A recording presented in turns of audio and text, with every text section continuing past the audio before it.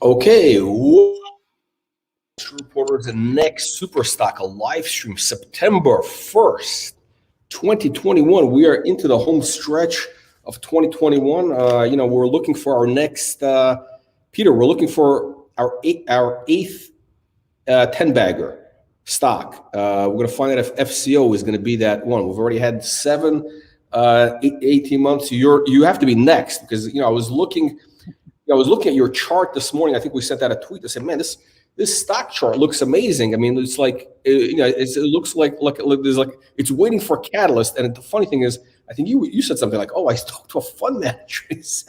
Yeah. No, honest to God, I'm not the only one who sees this. Yeah, no. Just before I came on to talk to you, I was talking to a fund manager out of Toronto, and he was commenting on the chart and how a lot of stocks have fallen right off, and we've been going sideways in trading volumes. But on top of that, it's just waiting for a catalyst. And, whether the catalyst is the move in precious metals, or it's us putting out the drill results, or something special.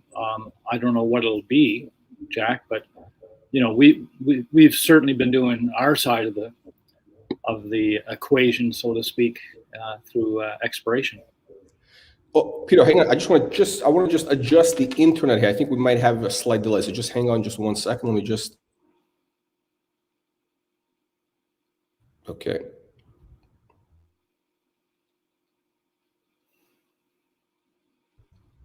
Okay, Peter, can you hear me? I can hear you perfect, okay. Sir. I think we're having a slight delay. Okay, so the great thing is this. So here's what I'd like to understand from a layman's perspective, right? I think this is probably the biggest question. Anybody who's looking at your news releases over the last month or so is saying, these guys are having these like amazing, it looks to me, again, just as a layman, like amazing, they're finding these massive high-grade gold deposits, silver deposits. Like, why is the stock, 15 cents, why is it not trading at $2 right now? What's going on? Can you explain this? I can't. The only thing I can say, look, for everyone, look in the precious metal sector and look at junior explorers, and you'll find out a lot of them, they've lost over 50% of their value, and some 70% of their value. And there's just no catalyst there right now. The market's not there as far as the funds and people taking huge positions. And whether it's because of politics or all the strife in the world or whatever, I don't know why that's such. But the one thing I do know, I can control what I can control. And what I can control, Jack, is I can't control the mineralization, but I can control where we drill and the thought process of what's happening and trying to get the best results, which indirectly is for the shareholder. And we you just look at them, and we've been hitting, I think since the beginning, we're up. Our batting record's probably like 90% or 85%. It's been a great program. Yeah, so let's, I want to kind of maybe if you can explain, like in layman's terms, some of the recent results, which, it looks to me like it's some, incredible stuff you're doing. And then I want to also cover, the spin out of the copper assets. Yep, you did the raise. That was, Yep. I mean, like, you really have the Midas touch. Everything you're touching is turning to either gold or copper here. So, yeah. Out. Long as it's not like that old country and western song, "She got the gold mine, I got the shaft." I never. Who sang that? I don't know that one. I don't know. I heard it. That's a good mining song. Okay. But it does exist. Yeah, it does exist. Dude, okay, so what is Can you, in layman's terms, what does this mean? You have this it looks like a tremendous result, 1,072 grams. Yeah.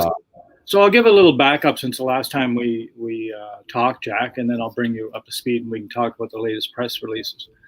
And for anybody that's new to the story or doesn't follow us, if you go to our website and up in the top right-hand corner, you'll see videos. And every press release has a video along with, I think every 2 weeks we answer some frequently asked questions from various shareholders and all the rest of this stuff. So you can get caught up there. And there's actually a neat video called Copper Teaser. And I'd recommend people, if they want to find out about some of the copper assets, to go there. So what has happened is originally, as you know, Jack, we came in here, I came out of retirement, we came onto this property. I was really excited, high-end epithermal system, you know, bonanza grades and silver, has them in mind, still exists and everything else. Great. Off we go, we're exploring it, we're drilling from surface, then we started a drilling program underground to look at stuff better, and we start drilling to the west. And then all of a sudden, pretty well discovery hole 20, we hit a gold domain, and a gold domain with no silver in it. And like people have heard me said, if you go to type in Google and go Parral, Mexico, gold deposits, and you know what? You won't find one. This is an enigma. This is a historic, silver mining camp for hundreds of years, basically. Yeah. District, not a camp. District. Yeah. And so, you know, to find pure gold with little to no silver is very rare. So 20 was the discovery hole. And we had various assays, you know, 14 grams, 22 grams, 7, et cetera, and that. And then we stepped over 75 meters, drilled hole 22. And again, big silver or big gold numbers, you know, 22 grams, 14, et cetera. And so we've been chasing that, and there's a 45-degree plunge and et cetera. But in the last release that we put out, we made mention to what we're seeing with these mineralized dikes and the type of mineralization, that we're definitely in a hydrothermal system. Now, that's not epithermal, hydrothermal. And it looks like we're approaching the engine or the porphyry that's causing the mineralization. So that's ongoing. We're chasing it. Those are deep holes we're drilling, and I'm waiting for the next set of assays. On the other side of the coin, since we talked the first week of August, I was in northern British Columbia on the field with the team, looking at the various copper deposits and doing various foolish things, along with crawling underground through something that no one's been in 25 years. And if you go look at the video I referenced earlier, you can see a little bit about that. So we've done that, and then further to that, we have our underground drilling here, of which we're putting out the results, or today we did put out the results, holes number 11, 12, and 13. And what's so important about all of this? I'll tell you why. When we originally started and took over the property, there was a known resource, 43-101, all the nomenclature, and it was approximately a total of 4 million ounces with a grade of 335 grams silver equivalent. Very high grade core deposit. So, and that was over a length of about 600 meters down to about 120 meters, and a width of, I don't know, maybe 50 meters or 40 meters or something like that. So, being underground, you're, I think I said before, you're in the belly of the beast. You're right in the middle of this thing, and you're drilling it. And so what'll happen is, and this is more called definition drilling than exploration drilling, because I'm drilling into a known area. And every hit that we have, and I would say anything over 100 grams is of major importance for us. Every hit we have, not only does it add ounces to the resource, but also, more importantly, it changes the categories of the ounces from the less risky ones, which are probable, to measured, which is the best category, and everything else as the drill density gets closer and closer. So what's really neat about today's release is we're underground. As I mentioned to people in the previous ones, the ramp goes down on an angle underground. And the original set of holes were drilled very shallow, right at the beginning of the ramp, and we had oxidization, low-grade mineralization. And as we went down, I basically told everyone is, you know, we're going to hit the interface of sulfides and oxides where supergene enrichment is. Yeah, there it is right there. There's the contact. And this is exactly what's happened. But the funny thing that what's happened is this is not in the Santa Maria structure. This thing is sitting outside of the Santa Maria structure. It's something previously not hit before. And you can hit one of these things and it'll be a one-hole wonder and good on you. But we put out a vertical hole in hole number 12. And we hit a little over a kilo. And then we targeted another hole at minus 45 degrees to hit 125 meters below that. And we hit it again. So this is real. And so what it's doing is it's adding ounces, direct ounces to the resource, but in a high grade category. And you got to remember, I consider, 100 grams is kind of the middle mark for a lot of stuff as far as the cutoff.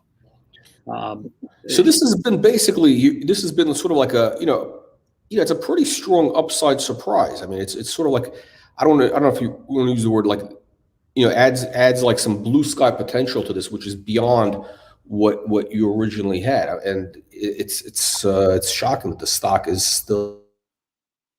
Well, it is, and the thing about it, as I talk about in this news release, is that we considered this to be so important, Jack, that the next set of holes, 14 and 15.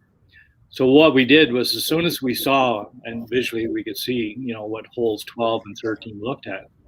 So we said, okay, hole 13 is the deepest hole. It's 125 meters below 12.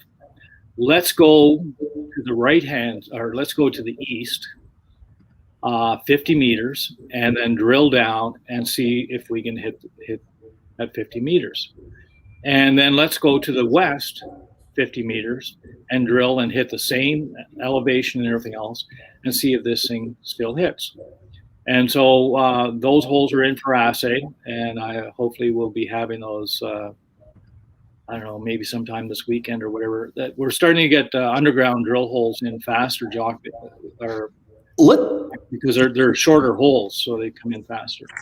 Let's get to some audience questions. I want to get, you have a lot of fans here in the audience, FCO fans. I want to get to, because otherwise they're going to get very mad if we don't address those. So Amanda is asking, is there a plan to increase the underground drill program?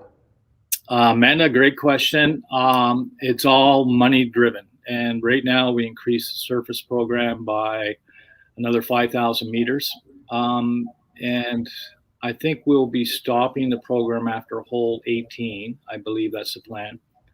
And then our country manager, Wahim, and myself will be sitting down and looking at specific gaps within the resources that should be filled for a new resource study, and upping the categories and little holes that should be here and there, and planning that out, and perhaps we'll restart the drill program after that kind of thought process. But very good question. Okay, we got a bunch of, hopefully we can get to everything here. Okay, so Peter, is there any plan to extend the property to the west to follow the new gold trend?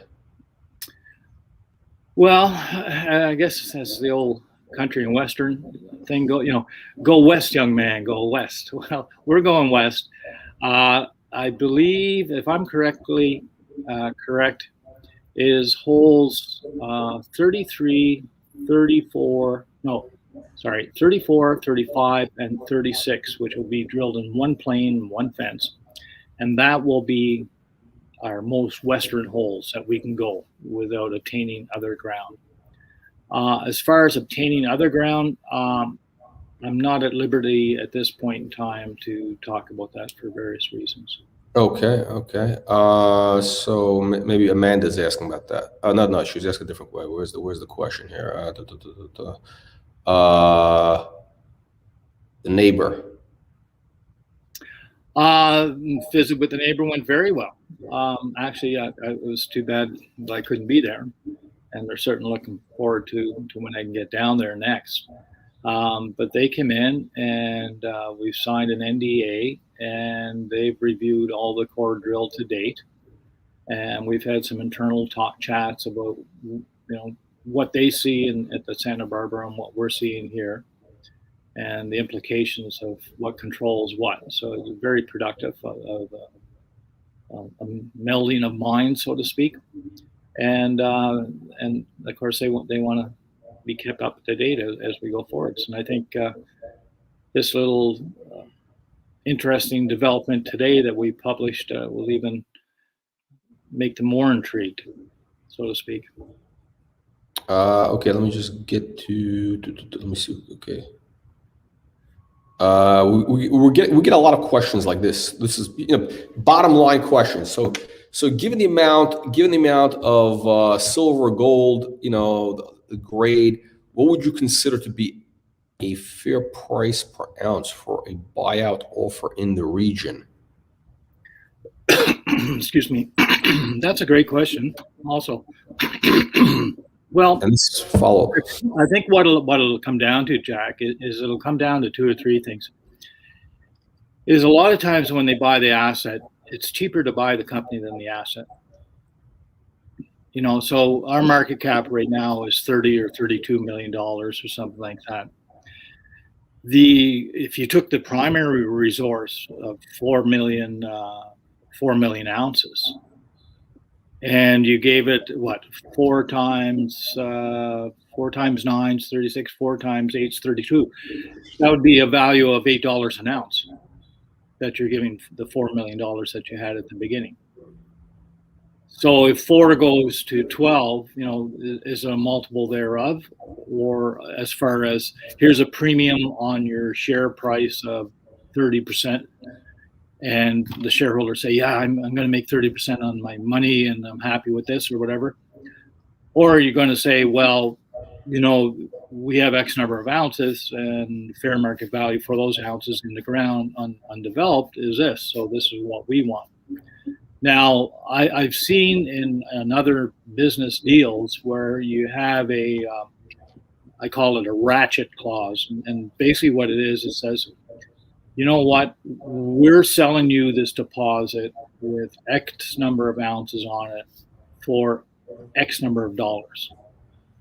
But if those ounces go between X and X above that, then you have to pay me an additional X number of dollars. And if they go above Y and Y, there's an additional, and then Z and Z. So you're covered on the upside to a great degree. So I've seen those done before. That's interesting, and they can track. So in other words, once the deal is done, the old shareholders can get like an add-on bonus. Yeah, you can have a way where it's going to be distributed to shareholders. Absolutely. Okay. Let me we got some technical questions from Amanda here. Okay, do you think that this high grade, primarily silver breccia, is from the same hydrothermal source that is feeding the primarily gold deposits to the west? Amanda's a very smart girl. Yes, you are right, Amanda. And you know what? Someone wrote in on frequently asked questions. What's the difference between hydrothermal and epithermal? And I've put together some diagrams and everything else, and that's going to be posted next week sometime. These things, you know what? In layman's terms, what's the bottom line, Peter? What does this mean? What does this mean? Here's the bottom line. The bottom line is you have a great big engine at depth, okay? Big magma chamber. Think of, when Hawaii was erupting, you're seeing these things, boom, and the lava coming out. I like volcanoes, yes. Yeah, okay. So imagine a volcano, except this volcano, it's, I think in one of my videos said it's like a pressure cooker. And it's sitting there and it's just ready to go, and it's steaming and it's ready to go, and it just wants a path. It just needs a path. So you unplug it and let it loose, and it'll follow any crack or fracture or whatever, and it goes up. Now, what changes is that the temperature that it's at when it comes out of the magmatic chamber, and the temperature it finally arrives at, as it approaches surface and everything else, are hundreds of degrees Celsius difference. And because of that temperature change, and also some of the reaction that's happening with various groundwaters, meteoric waters, and everything else. And that's how an epithermal deposit is formed. I'm trying to keep this very simple. Is that without the plumbing system or the motor or the porphyry or the intrusive and the hydrothermal fluids, which are the hot fluids coming off of the source, you cannot have an epithermal deposit. The epithermal is just a different temperature range, and it's just a bunch of different chemical reactions with silver sulfocytes and with silver ions in it, and it's picked up the groundwater and it's using those to deposit them. And actually, some of the textures you see in that drill core that were shown on the press release, those are classic sulfosalt textures. So you're really high up in the system in the bonanza grade system. So yes, they are related, and we're also seeing mineralized diorite porphyry dikes, and these we see them in the gold domain, and now we're seeing them in the silver domain. And then of course we are actually paying more attention to those now, because we now have a direct association with controls and seeing this dike. And I've been working on this in my spare time for about 5 days now, but I'll have a 3D model of actually what these dikes look like underground on the deposit probably next time we talk, Jack. And we could look at this and I could say, this is what it's looking like. This is what you can see is controlling what. Okay. Question again. So 50 to 100 million ounces. I guess what's the probability of getting there? And great probability. Think about it. You start hitting kilo material and everything else, or very high gold, it adds a lot of metals to the system. And the last drill hole that from surface that we announced, or I guess the last section, tell you the truth, we hit a sheeted vein system. So yeah, this is last week's news, right? The gold sheeted vein. Yeah. Okay, yeah. What exactly? I was like, what is that again? What does that mean? Well, it sounds very exciting. Well, it is. Well, in this case, it is, and one of the reasons why it is, Jack, is it's 150 meters wide from top to bottom, and that's a true width. So what has happened is you're basically got this diorite dike that's coming up from the intrusive below it, and the pressure's so high. And I put out a video explaining this. And if you can imagine a stack of books in your library on a shelf, and they're all stacked there, and some of the spines are colored yellow and they're gold, and then one's red and everything else. So these sheets are of veins. So of all the 3 holes that we drilled there in that section, 90% of them were orphoriferous. They contain gold. We used 0.5 gram cut off, and I think first hole we hit 12 intersections of vein and over 0.5 gram in these veins. And so going back to the temperature and the hydrothermal and the plumbing system, sheeted veins are very close to where the main magmatic chamber is, and it's one of the signs of hydrothermal porphyry related systems. And so we're getting the gold. You get it's textbook. You're getting all the symbols saying, look at me, drill here, go here, and we're seeing it. And every one of these things adds more knowledge to us of how this thing's behaving, and of course allows the predictability of us having success to be much higher. Okay, so things are really looking very exciting. I mean, this,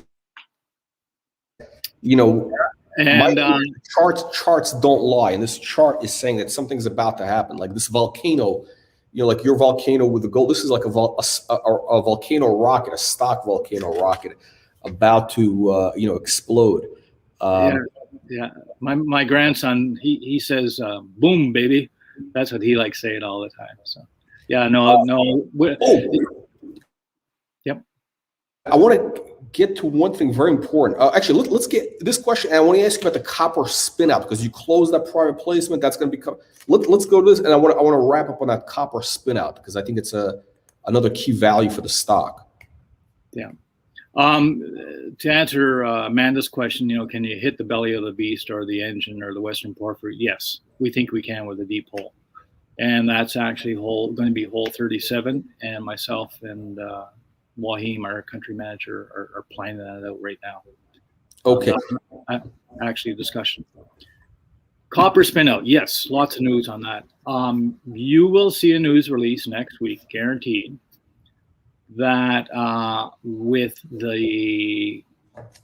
all the details of the copper spin out. It'll have the mail out of the circulars that are going to be sent to you, the shareholders, latter or later part of September, and it'll have the exact date in that. It'll have the exact date of the shareholders meeting to vote. It'll have all the contained materials for the shareholders to make an informed decision and everything else. So that release will go out tomorrow with all the specific dates, Jack. And then from there, we'll be sending out the material to the shareholders. Okay. So this is very exciting. It's like a free gift for shareholders. They're getting this the copper asset. You go look at the copper video and you'll see. And you have to, the copper, the copper asset by itself, I don't want to, that could be worth more than the existing FCO. Well, yeah, maybe.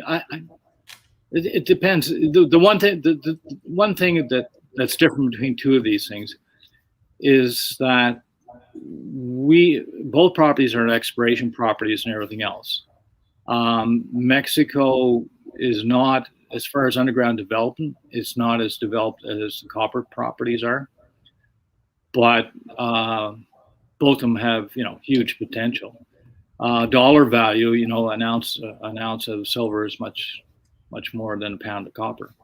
So it's one of those. But if we're looking ahead and looking at general consumer consumption, and you're looking at what internal combustion engine takes, an ICE vehicle, versus say a Tesla car.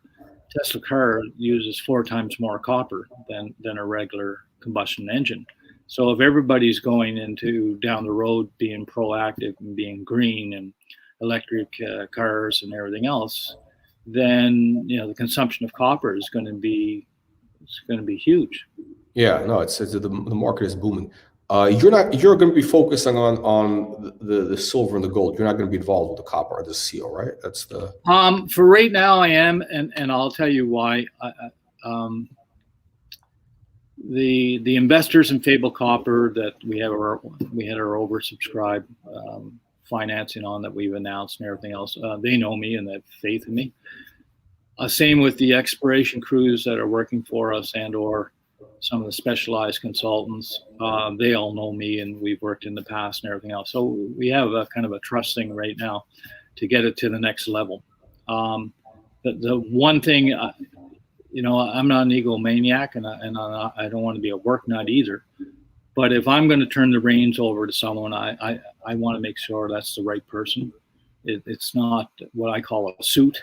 It's someone that, knows what they're talking about and, bangs on rocks and does all these other things. But a real geologist. Yeah, but not just being a geologist, but with a track record. Somebody who's got a track record, who knows. Yeah, yes, and can find money to advance the projects too, and that's a big part of it. Okay. No money, no funny. So okay, two last questions. So Eskimo Trader, would you have arranged for a Santa Maria resource estimate based on reported assays? Oh, if I do, but if I told you that, I'd get shot. As a professional geologist, I would, but so it's greater. It's greater than when we started. So my follow-up question is, okay, so in purely from the layman's perspective, what needs to happen? What is the catalyst that could make or would make FCO what needs to happen basically? What are the potential catalysts? I'm not saying that you don't have to say that you have them or it's going to happen, but what would potentially have to happen? I think a truly exceptional bonanza hole, whether it be gold or silver, would be an eye catcher. What would you define as a bonanza? What's some numbers so people can? Oh, multi kilos, 3 kilos plus over a fairly decent width. And I think, if you start to get areas that are displaying 5 grams, 10 grams, 20 grams of gold consistently, that would be a catalyst. Ultimate catalyst would be, as Amanda alluded to, you drill a deep hole and you hit this magma chamber or the porphyry at depth, and all of a sudden you have consistent mineralization over and over again, because that's the engine.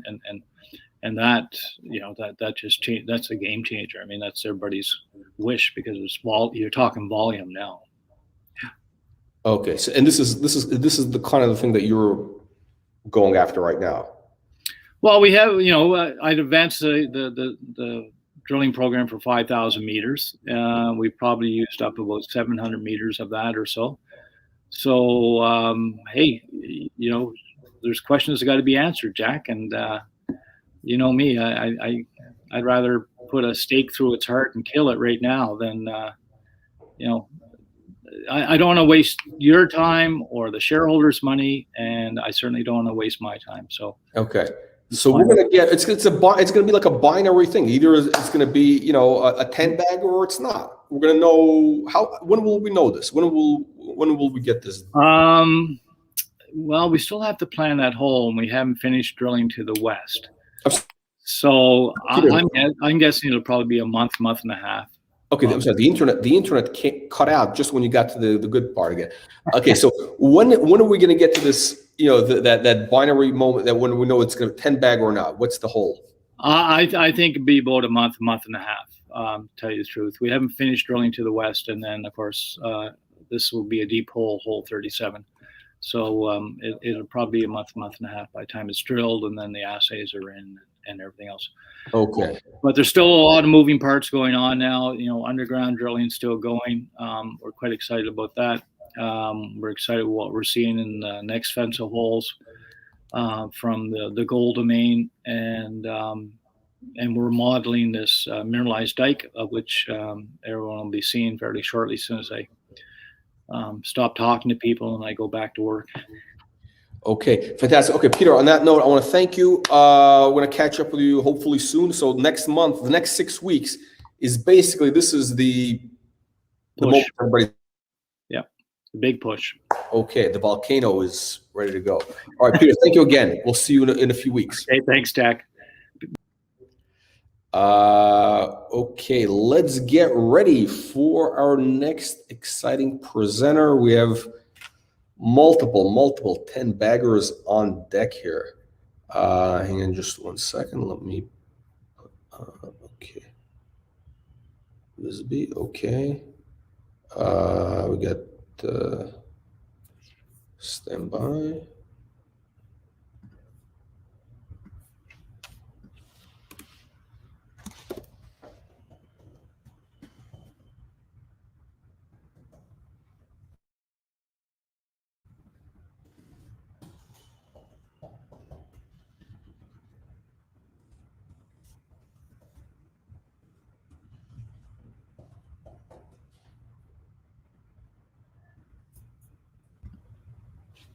And there he is, Jay. Good afternoon, Jack. All right, welcome back. Welcome back. We got a lot of people waiting for you for months. Months they're waiting. I'm sorry I disappeared. I think I have an internet problem. The internet is cutting out a little bit. How about now? Can you hear me now? Okay, I hear. Yeah, okay, everything is good. Okay, I just want to make sure we have everything here set up. Okay, we're good. All right, so let me just make sure everything is working. Okay, I'm gonna do a quick intro and then we'll get started. We'll get into. Okay, so welcome everybody to Wall Street Reporter's next Super Stock live stream, September 1st, 2020. Group VSBY in Canada, VSBGF over the counter. Again, for anybody that's brand new to our program, watching this video for the first time. Our goal is to bring you those stocks which have a 10x to 100x,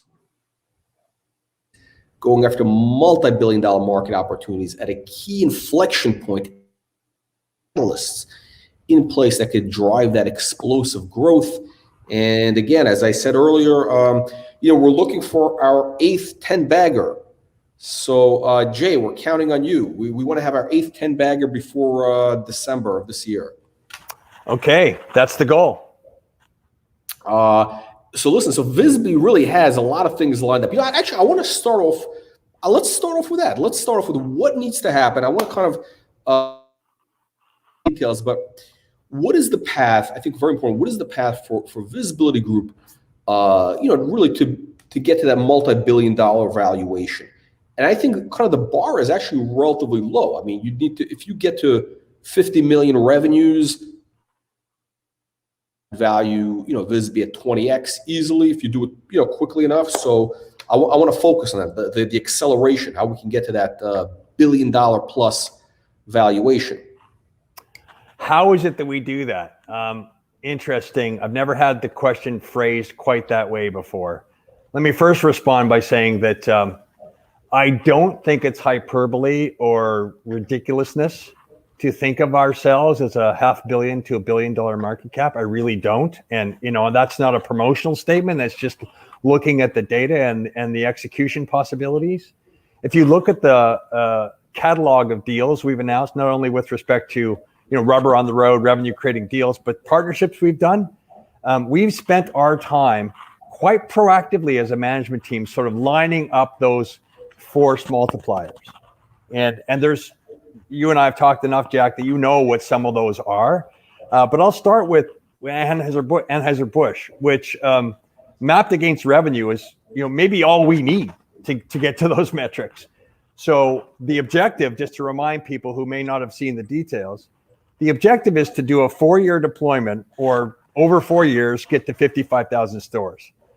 ABI has in Latin America, Anheuser-Busch, AB InBev, has direct ownership of 10,000 stores in Mexico and direct influence over another 100,000 stores in the balance of Latin America, which are principally in Peru, Ecuador, Colombia, and so your deal was the 55,000 stores over the next 4 years. I'm sorry. So I started off like, I apologize. I started off the interview in the backwards where I said, what's going to be the path to get to the billion, which I think is the main thing. I mean, otherwise, why do people tune into these things? But I think there's a lot of things. So for anybody that's new, I want to kind of start from the beginning. So number one is, again, it's been a while since we had you on, but you've had some tremendous news recently. I mean, you're getting real traction now. You're doing, what is it? I think 5 million, for the bookings, which is the key thing to the metric. You're doing, you just reported 4.1 million this US for bookings for the quarter. So in the bookings, as we all know, in your business, the SaaS business, that will translate into revenues, and it's a constantly growing number. Hopefully it's going to constantly, but it's a snowball. It's a flywheel and a snowball, and it's growing. So I think so things are working, but the big concept. So there's a couple of. It's interesting because you have a couple of big things in this, but the main idea is you have a concept which you call store as media. So VSBLTY is essentially store as media. And it's potentially a $100 billion market opportunity. So Jay, can you start off with that, like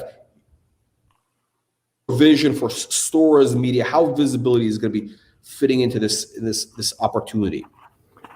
It's actually funny you should ask me that, because my last call was with one of the largest agencies in the world. And if you think about what's on their minds right now, think about what an agency does. 50 to 60% of what a large agency does is they place media. They buy media. They buy it for the internet. They buy it for broadcast medium. They buy it for print. They buy it for what's called out of home. A brand new channel is emerging, and that's the store. And what's interesting is these big media agencies have among their client base the largest consumer packaged goods companies in the world, who now wish to buy store. That's going to principally pull off the internet spend, so it's gonna be redirected funds. And why would the store be a valuable medium? Well, you're at the place where you can buy that which is being promoted to you. And the reason why it hasn't been a profound media channel in the past is the underlying technology it just didn't exist. Or if it did exist, it was upside down economically. And we now found a way, just because the continual decrease in technology over time and the ability for computer vision to measure the experience in real time, now I can say to Unilever, you ran this promotion in a ShopRite in Philly or across 1,000 ShopRites in the Northeast, and this was your response. Jack, I can do that demographically, men, women, I can do it age range, I can do it by proximity, multiple metrics. So I'm back to the comment I was making earlier. Why are the agencies interested in this? FOMO. They don't want to miss out on this media opportunity as it emerges. Okay. So to back up a little bit, right? So, right now we've seen, the biggest, some of the, the hottest stocks in the market has been what? Google, Facebook. Basically, these are guys who are selling advertising. I mean, they're ads, highly targeted ads, right? And it's become a, multi-trillion-dollar valuation. They've been given multi-trillion-dollar valuation just because they're able to deliver these highly targeted ads to people at the point of sale. By the way, Amazon is making billions of dollars from ads that they run, just like what you're talking about in their store. And you go into Amazon, you're looking for, I don't know, a backpack. All of a sudden, boom, they start popping up ads for other backpacks or whatever it is, right? So what you're doing though, so the only thing is, so the last frontier, this is the elephant territory that has been untapped, has been the actual physical store that's existed for, millions of years or thousands of years, whatever it is. So that you have stores for, since Roman times, right? The store has, nobody has figured out a way to show highly targeted digital ads to people at the point of sale and measure them. And everything, basically everything that Google does, everything that Facebook does, Amazon does for their online world, visibility in the physical store. So a guy walks into a store, we should run the demo at some point, but we'll have the. We should. I mean, I want to point out that this unnamed agency that I'm referring to, sorry for the stealth, but one of the executives said the store is. We're in 1994 in the internet, in the store. That's the blank space we're in right now. So that's code for saying the companies or the consortium. Jay, wait, the internet cut out just when you were saying what the guy told you. All the good parts are getting. Okay, repeat that again, please. We are having some technical challenges today. So his observation, was that the store today is where the internet was in 1994. So we're talking about bringing to the store this level of metric, measurement, and accountability that was sort of stipulated by the two guys that were thinking about Google in the early 90s. That's a good place to be. And it is the last frontier for consumer impacting display, measurement, and persuasion. That's what's happening here. And it will be monetized. There's no doubt about it. Because this is where the brands want to spend their money. It's basically, here's I think from an investor's perspective, I look at it this way, like visibility, basically the market you're going after, the store as media, it's $100 billion plus market opportunity, right? Because there's millions of stores, right? They're selling stuff. Your screens there, the cameras, the AI technology basically is able to target the shopper based on their demographic, whatever, all the data, whatever it is, when they're passing by, the ice cream, the cooler or the beverage cooler, whoever's paying for the ad is able to show them, okay, we're gonna, we've got Budweiser, we got this, we got that, whatever. Purely based on them buying it right at the point of sale. So it's a massive opportunity, and I think essentially you're basically the only game in town with this right now. I mean, like any good idea, it attracts. It's a magnetic, right? It attracts competition. But where I think we're different. Traction. Well, we have traction and we have enormous partners, Jack. And we spend that. So the partners is the validation. So let's go.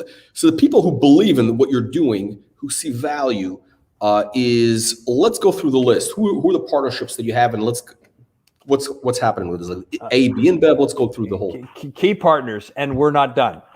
The key partners are WestRock, an S&P component company, $20 billion in revenue, an S&P component company. As I said, they're the largest display manufacturer in the world. So their largest customer is Coca-Cola. You've seen their stuff. You may not have paid much attention to it, but you've seen it.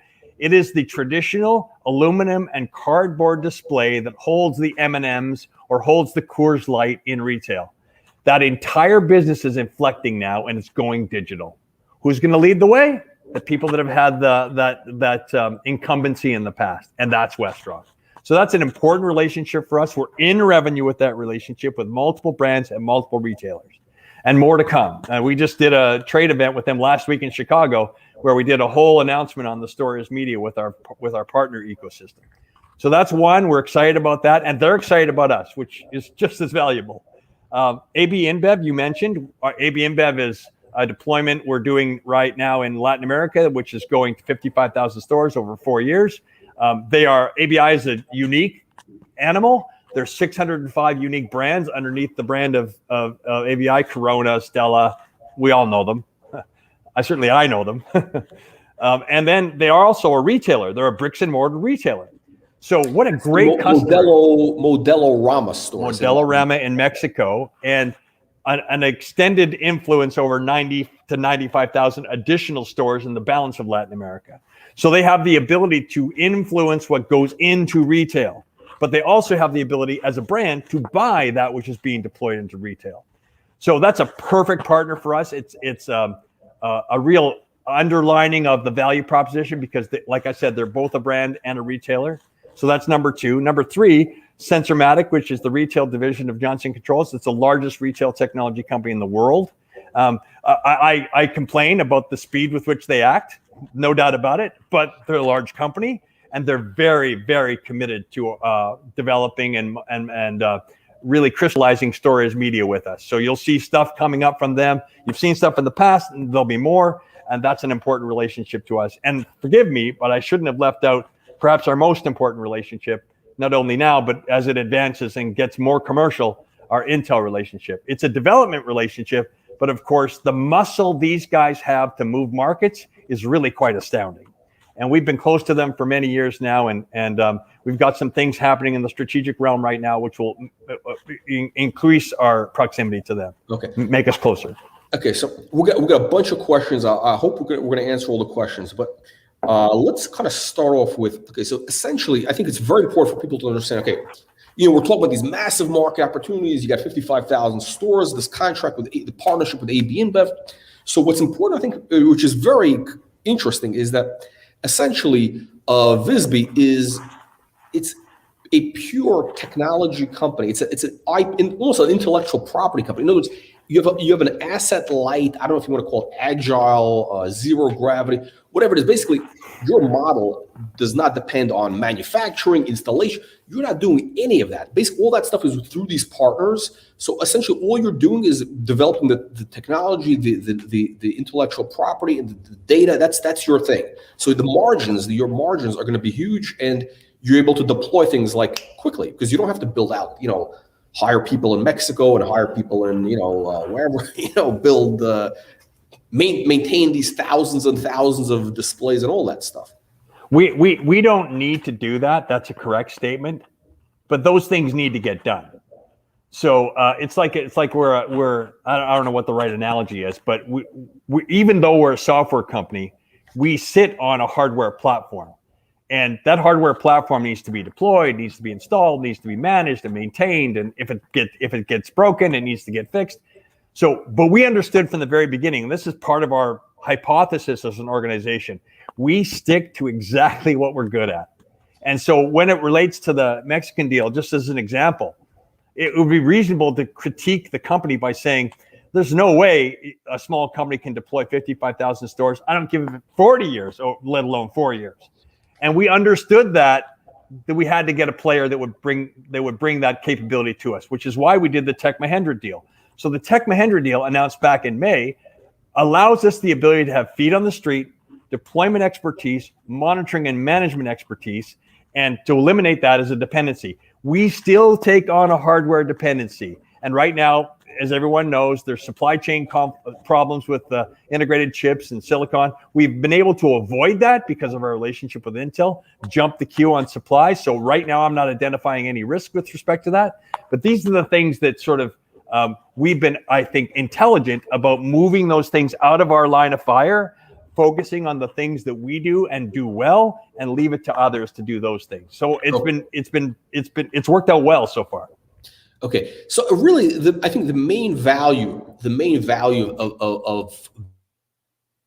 the AI, the big data that you're building, the data, all this, the IP is the real value here, and then so it's really incredible. So you have the margin. So there's an opportunity to make huge margins. So let's kind of go back to where the thing I started with. Okay, the path to this $1 billion valuation, and that's not. I don't think it's just going to stop there. I mean, obviously, that's just like a starter. So to get there, let's say you get the 50 million revenues, right? 50 million revenues, I think, would get you that, 20x. We've had a lot of companies that have gotten there. I mean, that have been on our program, right? So you'd be the next one. I mean, Jay, the path has been paved. I mean, you're next, yeah, right? So okay, so to get to 50 million, you have this deal with AB InBev to get into 55,000 locations over 4 years, right? So let's talk about some of the revenues. You're getting per store. You're going to get paid per store, but even more important is you're going to get of the ad revenue that's displayed, right? Yeah, and I'll do my best to project that for you, and I'll give you the 4-year metric. Okay, at 4 years, the media value of that network, assuming we meet our deployment milestones, and I'm seeing no reason we shouldn't. By the end of year 4, we'll be at 55,000 stores, and the run rate value of that media network at that time is between $200 and $250 million per year. Our ownership position in that is a 33% ownership in the JV is some 60 to $70 million. So that's by year 4. Outside of that, outside of the JV, we have direct license revenue, which is not encumbered by the JV. It's direct to VSBLTY, is in the neighborhood of $10 to $12 million annually by the end of year 4. So you ask the projection, if you think the metric is $50 million, that for us is in the middle, the first quarter or second quarter of 23, based upon the cadence that we're currently engaged in. Okay. So, and that would for the moment remove any forward multiple, if you know what I mean by that. That would be just based upon, yeah. So the most important part of it, I think, is the ad revenue, because the ad revenue could be 80 million plus. It's almost pure profit. I mean, it doesn't basically that's your cut. It's like it's a license fee essentially. I mean, I don't know if I'm using the right word. It's basically they're just cutting you a check. High margin recurring, just like our license. Yeah. And it's growing. It's like a growing thing. So it keeps up with the pace of inflation. I know people are worried about inflation, but it's advertising. All right. So that's a massive. And by the way, I think it's important to know this is just one store. I mean, or one chain. And how many chains are there in the world? There's one deal. That's one deal in one country. And nobody's ever heard of Mexico. I mean, that's like, who heard of Mexico? I mean, people heard of Canada, they've heard of the US. So basically you're going to have, I mean, I'm just thinking, do you know how many chain stores there are like this? You got, I don't know, Walgreens, CVS. I mean, I'm just throwing pharmacies, right? Each one of these has like, I think 7,000, 10,000 stores. As it relates to stores media, Jack, there are 4, what we call in our business, the classes of trade that are high value media markets. So not every store, the shoemaker at the corner doesn't necessarily have media value, right? The 7-Eleven is. Yeah. So there's 4 principal markets, and I'm using industry language, but I think it'll be clear to everybody. C-store is the convenience store. So that's the Circle K, 7-Eleven. Modelorama is an example of a C-store application, right? That's one class of trade. Second class of trade is drug. Extremely valuable. What's really attractive about drug is it's very large pharma that have no place to spend their money. So that's why drug is super attractive. Well, guys in a CVS store and he sees the display, because it sees the guys, I don't know, 58, 60, whatever, he's walking a little. So all of a sudden, it starts targeting an ad saying, "Oh, have you been sleeping well?"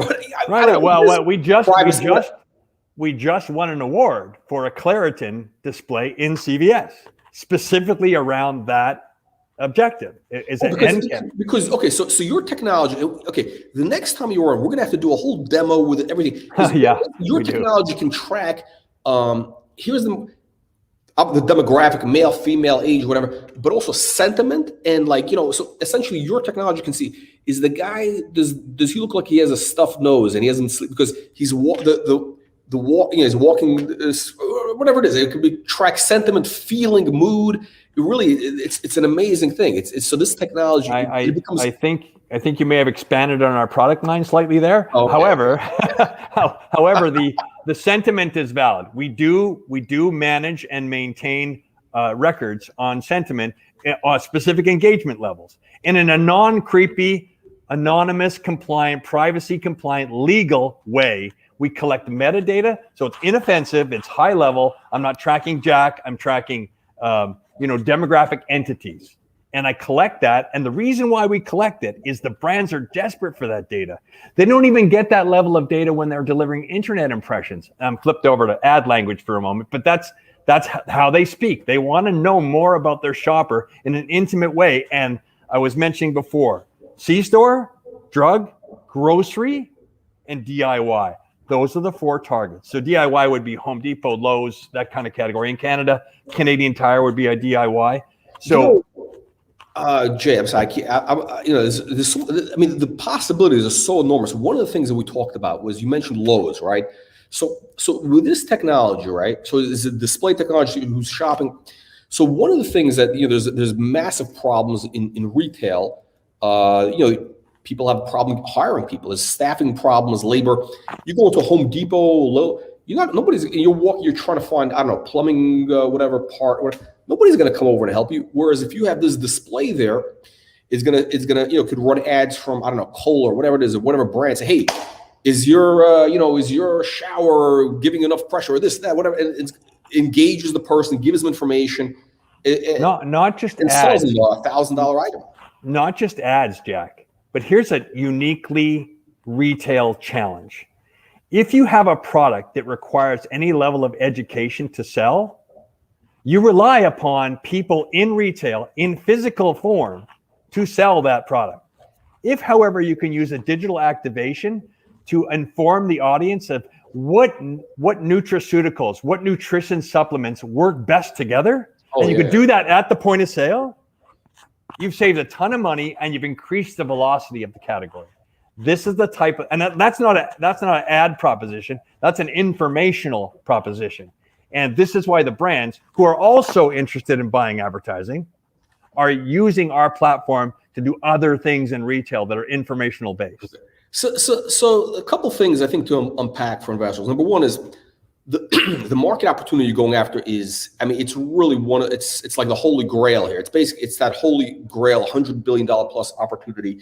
You got traction, you got the partnerships. So this is it's not one of these things where people they have a big concept, but they really can't execute it. You can execute because you have the partnership, so that you don't have to worry about the infrastructure. We took the time. Right. We asked for patience from our shareholders so that we could put these partnerships together, because we knew that this thing had scale ramifications. And so unless you're able to address the scale, and so many small companies can't do that. So unless you're able to address the scale issues, what's the point? So we spent the time to do that. And now that we've done it, we're beginning to, as of evidenced last quarter, we're beginning to put in place some of the traction that would be a consequence of those partnerships. That's a key point. So, the main thing, one of the big things that's important is that this really is built to scale. This is not like a concept stock or whatever. This is actually, it's scaling now. It's really, it's happening now. I'm on the back 9 of my career. This is the one that I wanted to do when I was 30, and just the opportunity didn't present itself. This is a unique, once in a lifetime kind of opportunity, and we are going to scale this business. Okay, so Tim, we got. I hope we can wrap up, and we're running a little bit late, but I hope we can stay. We can get a couple of key things across here. Okay, so quarter you got 4.1 million US in bookings. Okay, so that means you're already on track towards this $50 million run rate, which is going to get you. Which is 4 million, and so. And what was it like? What's the acceleration? I actually didn't. What was the number before that? Around about 1.5 in Q1. In Q1. Okay. So things are really accelerating. Can we expect to see that level, that cadence, that pace into the next quarters? That is the goal. Yes. That's the goal. Okay. My guidance for 2021 is 15 million in bookings and about 4 million in billings. And just to unpack that really quickly, because it's important to explain that to people. A booking is a leading indicator. Think of it as total contract value. Total contract value booked within the quarter is X. In our case, that's 4.1 million for Q2. And then the billings is those deals that have flipped over from bookings and now are in the recognized revenue bucket. They've actually been deployed, and just the way software revenue recognition works, we didn't make those rules up. That's part of the guidance, and that's a billing. So the billing is a trailing indicator. That which has happened. Booking is a leading indicator. That which is about to happen. Okay, so if you're doing 15, if you're going to exit this year, next couple of months, you're going to hit 15 million bookings revenues. There's really a path to 20x plus very quickly. And again, the market is forward looking. So by the time you get there, it's going to be even looking at the next thing.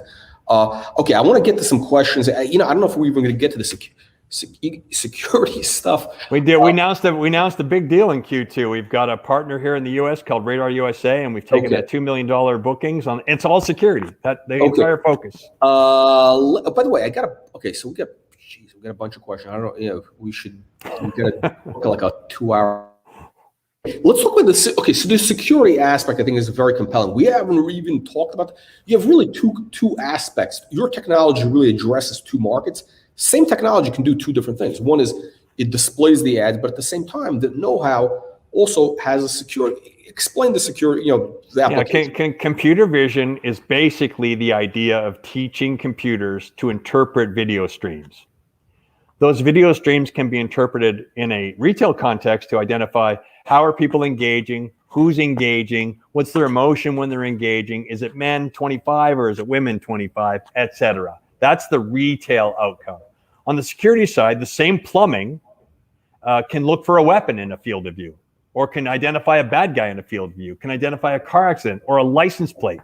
These are all algorithms, inference logic algorithms, that can be loaded up on computers and then be taught to interpret streams coming from video cameras. So the idea on the security side is actually makes sense to anybody to whom I explain it. The problem in the history of security as it has evolved is we deploy these CCTV networks, but then we pop 2 operators in a room to watch 1,000 cameras over 24 hours. That math is upside down, and the problem is getting worse. We're adding more cameras, but not adding more operators.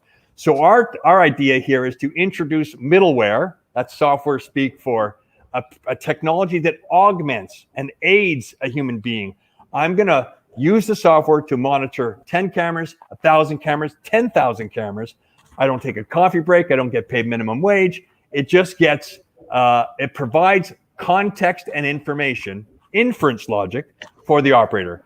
We just thought we saw a guy matching a bad guy list, 70% probability, or we have an 85% probability. We just saw an AR-15 in the field of view. Take action, alert the appropriate people, conduct some sort of interdiction. That's the nature of security. And when we combine them too, this is why I say to you all the time, it's really the same plumbing. The inference logic, you just swap out the algorithms, and in the one case, it could be looking for women, and the other case, it could be looking for weapons. Okay, and I think the main idea is this, right? So the company has a market value, and people are looking, okay, revenue, et cetera, it's based on the revenue. But the reality is, I think what's even more important, which we should address, is the value of the data. More data, it's like you're becoming like a Palantir or any of these big data, Amazon, perfect example. I mean, the value of these things it's not so much even the revenues at this point. It's really, the secret sauce is that algorithm, the data, the big data, which which the whole AI component. A less creepy version of Palantir, because no one actually knows what they do. But what we do is we collect this data in real time, and we use it for the benefit of retailers and of brands. And so far, we've been pretty successful maintaining ownership of that data. In some cases where the brand gets super aggressive with us, and that happens, we co-own the data. and we have the right and privilege to use the data in an aggregated fashion. And that's where the money is.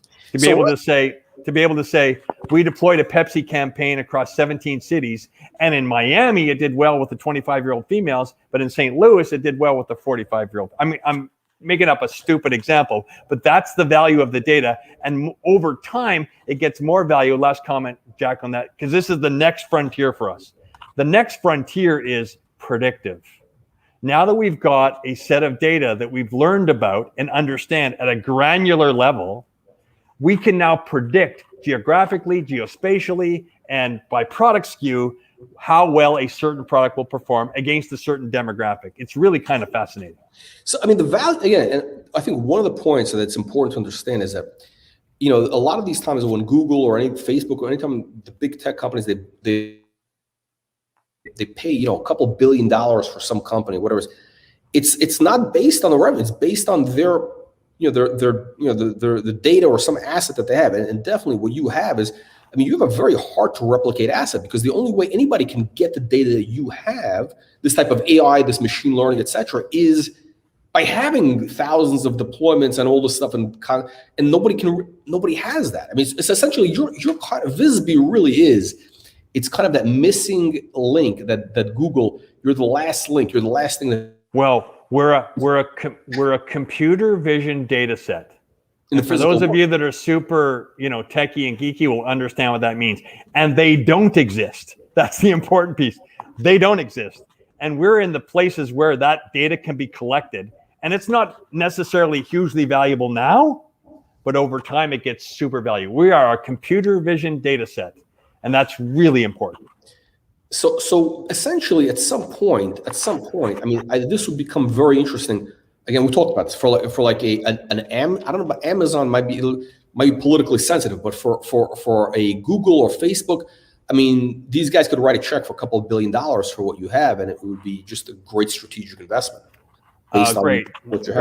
Not now. We're still pouring the foundation, and we're delighted by being in the conversation, being in the dialogue, being in the mix. But we still have a lot to do before that becomes a reasonable conversation we're going to have. Okay, so I'm going to jump into some questions. So bottom line is you're getting massive traction. You got $4 million revenue last quarter. You're going to exit at 15 million. Excuse me, the bookings is really the main thing I think it's important. So you're going to have 15 million bookings end of year. What is 120 million right now? I don't know what is it. It's like just under 100 CAD. 100 Canadian. 100 million Canadian. It's a bargain. It really could be. You have a path to be easy path to 10x from here. So okay, let's get into some questions. I'm going to get into the audience. Actually, I have some questions from one of your newest big shareholders, which is Sean Black. Canada's fantastic. Very knowledgeable investor, no doubt about it. Yeah, I tell you what I like is not only is he a great investor, he's an operator. The guy is running chains of restaurants who understands the value of what you're doing. That's why he bought the stock. I'm not sure how many shares he's up to, but I know he bought a bunch of it. He's got a couple questions, and then I'm going to get to the audience questions. I don't know if he's on. I don't think he's on live. No, I think okay. So he had 5 questions. Okay, so here's his questions here. Okay. By end of the year with Modelo, how many do you have so far? Yeah. And what market would you like to do next with AB InBev? So they were to expand the relationship. So I knew that question was going to come. And so I've talked to my friends in Mexico, and they don't want us to disclose the cadence of the stores. And the reason why is they're preparing for a big launch in the end of September. It is several hundred stores. We may have even eclipsed 1,000 at the moment, but there's competitive pressures that are coming into play in Mexico, and they want us to keep that as a secret until they're ready to deploy it. But we're very pleased, and I want to reiterate our guidance of 5,000 stores by the end of the year. That's the best I can do on that at the moment. I'm not trying to be cagey. It's just that I'm trying to respect the guidance that I've been given by my partner. Okay. Next, okay. You mentioned commercializing your relationship with Intel. How is that going, and what could that look like? We're really excited about that initiative. It is a critical part of the reason we did a $9+ million raise, and that will be clear very soon now. And that's the best I can do, Jeff. Okay. You're very secretive, like Palantir. You're like a Palantir. I don't like to be, but I have to be at the moment. Yeah. Okay. Okay. So Sean, next question. You've mentioned previously you were in discussion for 9 potential deals. So far, 1 has been announced. Any more on the way? Yes. Okay. How are things going with the Radar USA, and how does that relationship work? We're really happy. Yeah, really happy with them. I'm sorry, Jack, I interrupted you. Go ahead. So he's basically saying, how is the relationship with the Radar going? And he's making a point saying that the $2 million upfront payment is significant. Yeah, significant, and they've already closed deals. So there's a couple of things going on there, and we will find a way to disclose that when we figure out the pieces between us and them. The relationship's only, in terms of formal relationships, less than 2 months old, but we expect that thing is going to launch quite rapidly. It is taking our core components, wrapping a solutions package around it, leveraging both Intel and a large systems integrator, a large global systems integrator for delivery in the US, and building out, basically replicating the Mexico smart city model in the US. And like I said, 3 deals already under the belt. Okay, so Sean, last question from Sean, then we're going to get to the audience questions. He's saying, okay, you posted, your company or VSBY posted on Twitter about a test run with Tyson Foods and the results being positive. Can you explain? Sure, that might have been 2017, 2018. It was the world's first frozen foods digital display. And we did that for Meijer and Tyson. And Tyson's chief customer officer said it was the most successful campaign they'd ever run. It was, I think, 6 or 7 times coupon redemption in terms of its velocity, sales velocity. And this is how they measure those things. Coupon redemption is 2 to 4% if you're really knocking it out of the park. And this particular deployment increased sales velocity in the range of 28 to 30%. So expect us to do more of that. We're really excited about the digital cooler innovation, which we haven't even spoken about on this call. We have a relationship with Embarra, which is the largest manufacturer of cooler in the world. That's actually getting more intimate, that relationship, and we'll see more from that this quarter and into next quarter. Okay, so audience questions. And we've got about 5 minutes. Hopefully we can get to everything here. Okay, Eric is asking, could you go over the relationship between the cadence of camera hardware deployment and revenue generation? So the relationship between the cadence of deployment and generation. Yeah. 10,000 cameras deployed by Radar, revenues not yet materialized. So there has been some revenue. I want to say about $38,000 connected to the Mexico deployment, which is 9 miles away from what we're expecting and are certain of, frankly. There was a pause, and the reason why there was a pause is when you deploy a camera network, those camera feeds need to come into a server bay. We need compute. Compute needs to interpret the video streams. And what we discovered very quickly after launching the Radar deployment, our partner discovered it, was that they had underestimated the amount of compute required. So we've spent the last several months deploying more and more compute, and now we have a few thousand cameras running, and we're on our way to climbing up to that 10,000 mark. And each of them will be generating revenue probably before the end of the year. So that's the objective. And by the way, not all of them will be running our full compute suite because they're in, if you've got a camera that's 30 meters high in a building, you're not going to use that camera for facial recognition because it's just too far away from people. But it can be used for car classification or traffic management and that sort of thing. So we've had to assess the marketplace and identify which cameras can one rich and make sure that we've got a compute utility equal to the task of doing it. So that's the reason why we took a pause there. Okay. I guess this question kind of ties into some of these things. Okay, so he's saying, okay, when can we see the revenue? When can we actually see the revenue? He's saying there's a lot of contracts. When can you actually see? When are we actually going to be seeing the stuff on the bottom line? This is the bookings versus billings conversation. Every software as a service company will announce a bookings, which is the aggregate of the contract value. And then when you deploy and recognize revenue on a pro rata basis. So if it's a 12-month contract, you recognize 1/12 of the revenue per month. If it's a 3 to 36-month contract, it's 1/36 a month, and that's exactly how. So So the billings will trail the bookings, and probably if all goes well, they'll be in almost a lockstep ratio. And I feel comfortable that that's beginning to happen. And I appreciate the patience of shareholders, because in this model, that's what it takes. The bookings are leading, the billings are trailing in terms of indicating. Yeah, I mean, basically, like, Salesforce.com, it's the same thing. Okay, here's a great question. So can vendors, can anybody back out of these contracts, or is that how does that work?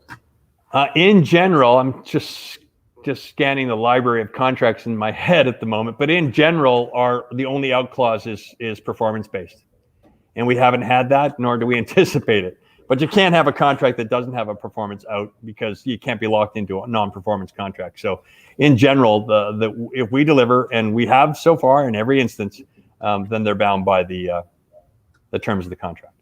Okay. Any update on the coast-to-coast retailer deal that was to be announced in August? We have several coast-to-coast retailers that are in flight right now, and I expect there'll be more news on that in the next month or two. Okay. Oh, look at this. Oh, super chat. Oh, all right. Thank you, Skippy. This is the famous celebrity. This is the YouTube celebrity. The oh yeah. Okay. Subscribers. This is what I meant. This is the great question. Okay. Who is your biggest competitor? Do you have any competition? Well, I mean, I've spent time with you before, Jack, when I've sort of identified the 3 modules that we sell. And just as a quick primer or reminder, we have visual display module, which is it's a content management module, governs the graphics. We have anonymous video analytics, which is the computer vision module. And we have the vector, which is the security module. We have competition in each of those categories as silos, but we have none that go across the span of that. And the reason why that's important to point out is, if you look at the ABI deal, the Anheuser-Busch deal in Latin America, it's got visual display, module 1. It's got anonymous video analytics, module 2. And it's got security, module 3. So we're really the only vendor on the planet that can do all 3 under a single umbrella. I'm not saying that's why we won the business, but that's exactly how we compete, right? That's how we differentiate. If we had time, we could talk about how it's being deployed in Mexico City. You have there's actual case studies. I mean, it's really incredible stuff. I mean, so the security aspect, I think we have to address at another time, because that's a whole massive vertical, and it all relates. Let me see here. Let me just see. Any expansion to Europe? Yes, we've announced our leadership position in something called MIND, which is the Milan Innovation District. We are the retail thematic lead. This is a project being run by Lend-Lease, an enormous Australian developer, and we were selected to run the thematic. What does that mean? It means that we're innovating and driving science on retail innovation within the constraints of the Milan Innovation District, which is exposing us to European clients. So we'll see more European traction probably at the end of this year or early next, and it's significant strategic stuff that we've got going right now. Okay. Jeremy's asking, once the market sees the success of the Modelorama partnership, do you expect competitors like Heineken with their OXXO store chain? I'm not familiar with if you want a similar, or 7-Eleven. I mean, by the way, 7-Eleven I think has 100,000 stores, or some crazy number. This is a alarmingly prescient question, and I'll have to answer it in the following manner. When you're building a media network, it's about reach. It's about number of endpoints. So if you're looking to add a network onto your network, the sales pitch is we're more valuable together. So if you're looking at Modelorama as a baseline media network of 10,000 stores in Mexico, a place you may wish to go reasonably is the 21,000 stores that OXXO might have. And driving that initiative would be the big brands like Pepsi and Coke that are saying, if you build it, we will buy it. So that's really an interesting area. And we have active desire, I guess, is the best way to put it, to do that kind of thing. The second half of the question is, where else are we going to go? We have being driven by a couple of our large brand partners into both Europe, and with one active, I would call it contract negotiation at the moment, in Western Europe and another one in Asia. So, and when we come into that conversation, we come with a brand in our pocket, you know, an ABI brand who have 605 brands worldwide. Wherever we build media, they will buy that media. So it's interesting. It leads into some interesting conversations that basically skip some of the scaffolding you would otherwise need to build the business case because it's there. Okay, I think we just popped in a wrong. Okay, so Jay, you there? Yeah. Okay, I think we had a slight technical issue. Okay, so and again, let's say you add these other chains. Let's say the guys using the Heineken example. Again, the aggregate data becomes more and more valuable for all the parties, basically. It becomes more and more valuable, but it also it introduces an interesting and perhaps fragile negotiation as well, because everybody wants that data. So remember, our point of retreat is we co-own the data. And as long as we co-own the data, then the value proposition about the data is still intact. Okay. Let me see. We got one more question if we can get to here. Okay. Okay. How many cameras are installed and up and running at the moment? How many end of next year? Just a bit south of 15,000 at the moment. By the end of next year, 35,000, maybe 50,000. Okay. Okay. So I mean, so things are really, again, everything is gaining traction here. Let's see. Okay. I think we're going to wrap up here. Sale for, okay. Let me see here. Ox, I answer that. Okay. Milano. Okay. I think, what is, okay. Yeah, that's the one I just mentioned, Milan Okay. Innovation District, where we've been appointed the retail thematic lead. Also on our team is Esselunga, which is essentially the Whole Foods of Italy.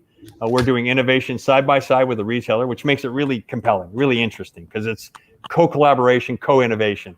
But also as part of that initiative is Intel, Lenovo, Sensormatic. Okay. No, it's amazing. I mean, I think it really validates the whole investment story. The fact that you're able to get these really blue chip partnerships that, I mean, that are getting involved with what you're doing. I mean, that's like, it's not easy to. I think that's right, Jack. But just to double down on that, not to sort of pat ourselves in the back, but just for those that are interested in doing due diligence, look at what our partners say about us. Look at what Sensormatic says about us in their press releases at their volition. And I find that fascinating. To me, it's an indication that sometimes you don't know, right? They view us to be a strategic partner, and that's not common for the big companies. Well, it's interesting actually, because a lot of times companies will say, "Oh yeah, we have the whatever," but actually, I think I saw this on the Intel website. I saw that they were talking about the VSB technology. And they'll be talking more about that coming soon. And Sensormatic, as you might know, in late June, did a press release, and the essence of the press release was, we've doubled down on our relationship with Visibility, and we're doing these things together. They didn't even tell us that they were doing that. I mean, they informed us at the latest possible moment, and then we were forced to sort of do a similar release that said the same thing because we didn't want to leave people in the dark. But that's the kind of thing that just almost never happens in my experience. Yeah, no, I mean, this is like, there's just so many catalysts. Everything is really lined up here. Okay, Jay, we're going to get you back next in a few weeks where we're going to have really like a block. We may have to have like an hour and a half or something because there's a lot of, and we're going to do demos. We're going to do demos of the technology. Sure, we can do that. It would be very valuable. And of course, we have older videos which have demos that there are on your sites. So there's stuff out there. All right, Jay, congratulations on the milestones. And thank you, Jack. In 2 weeks or less, okay. Maybe even less. Excellent. Maybe even less. All right. Excellent. Thank you, Jay. Thank you. Thank you. All right. Visibility, great things happening. And here, another AI company. We got the whole AI theme today. Let's get Tim. Speaking of Milan, this guy's Tim. How are you, Jack? All right, Tim. Thank you for your patience. So it's going to be worth it. We have a very, we have a very excited audience that they love AI. I got to tell you, I really enjoyed listening to your last presenter, and you know, being in the AI field myself, you know, in a different area, but you know, with that overlap with AI, I was very intrigued to, you know, to hear the story. Okay, let me just put this. Okay, hang on a second. Let me just get the banners up on the screen. We'll get it into all the exciting details. You're in the AI in the health tech space. So exactly. let me make sure everything is set up here. Okay. Oh, Tim, you know what? Let's just adjust the camera. I want it so we're at the same eye level. Okay. Just pull the camera down. We'll get the. Let's see here. Okay. Too much. No. Of course, this rigging never cooperates when you need it to. Sorry. Let's see. Okay. We got to make this perfect because this is, you know, we're expecting AI ML to be our next, you know, 10 bagger. So, Exactly. Okay, perfect. All right, fantastic. All right. How do I look? How do I look? Yeah, you look like a movie star. You know, I mean, you look like who's that guy? I'm trying to think. Cary Grant, you know, the guy with the gray hair. You know. All right. Welcome everybody to Wall Street Reporter's next Super Stock, a live stream September 1st, 2021. We are back with AIML Innovations, AIMLF over the counter. And again, our goal is to bring you those stocks which have that 10x to 100x upside potential. So not even 10 baggers, but really potentially 100 bagger stocks. We've already had 8 stocks in the last 18 months that are up between 1,200% and 5,000%. They all have 3 things in common. 1, going after massive multi-billion-dollar opportunities. 2, multiple catalysts in place that can ignite massive shareholder value. And 3, they're at a key inflection point. And that is what has you in common with all these big winners. So Tim, we're going to kind of unpack everything here. A lot of exciting things happening. I want to kind of start off with a big idea here. The big idea is people can understand. Again, because we're getting new people constantly all the time, and AIML has really been evolving. I mean, when you first joined us, you had 1 company in your portfolio. Now you're adding more. Can you kind of give us, share kind of like your vision for AIML, like what you're doing in the health tech, AI space, acquiring this, I guess a portfolio of companies. What's the big picture here for creating, $1 billion unicorn?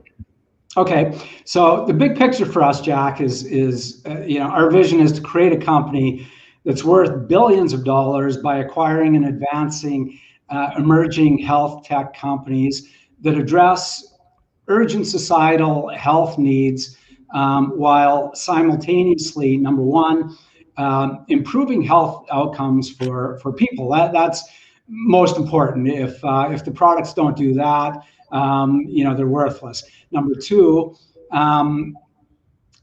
improve the convenience of use of healthcare for people. I think one thing over the course of the last year or 18 months that we've all come to understand and realize is that healthcare, traditional healthcare, isn't that convenient. Anybody who, let's say, has had some sort of chronic condition and needed to go to their doctor on a regular basis over the last 18 months and was turned away by their primary care physician or even emergency facilities because of coronavirus have found that conventional methods of healthcare aren't that convenient.